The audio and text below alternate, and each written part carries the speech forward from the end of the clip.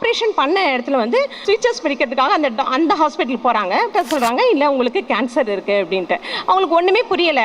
நம்ம வந்து ஒரு சின்ன கட்டி தான் இருந்தது, உடனே கேன்சர்ன்றாங்களே அப்படின்னு சொல்லி உடனே என்ன சொல்லிட்டாங்க, அட்மிட் பண்ணிடணும். ஈவினிங் 3 o'clock போகிறாங்க.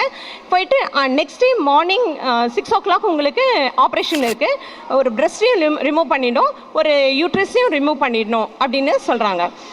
உடனே அவங்க வந்து ரொம்ப ஃபீல் பண்ணிவிட்டு அவங்க ஹஸ்பண்ட் 2 பேரும் உட்காந்துட்டு இருக்காங்க. அவங்க ஃப்ரெண்டு 2 ஃபேமிலி ஃப்ரெண்டு அவங்க வந்து உதவிக்கு போயிருக்காங்க. அவங்களுக்கு ஃபோன் பண்ணி சொன்னோன்னே வேண்டாம் ஹாஸ்பிட்டலில் அட்மிட் பண்ண வேண்டாம், நாங்கள் வரோன்னு சொல்லிட்டு அவங்க வந்துட்டு அந்த ஹாஸ்பிட்டல்லேருந்து அவங்க கூட்டிகிட்டு போய் அட்மிட் ஆகிறதுக்கு முன்னாடியே கூட்டிகிட்டு போயிட்டு ஒரு ஃபேமிலி எல்லாருமே உட்காந்து டிஸ்கஸ் பண்ணுறாங்க.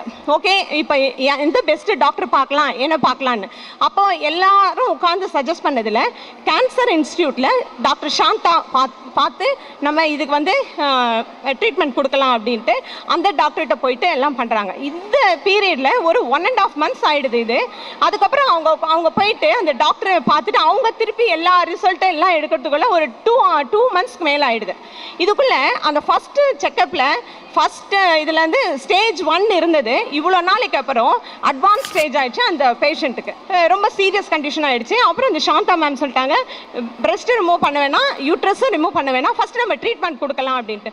ட்ரீட்மெண்ட் கொடுத்ததில் எல்லாமே நல்லாச்சு.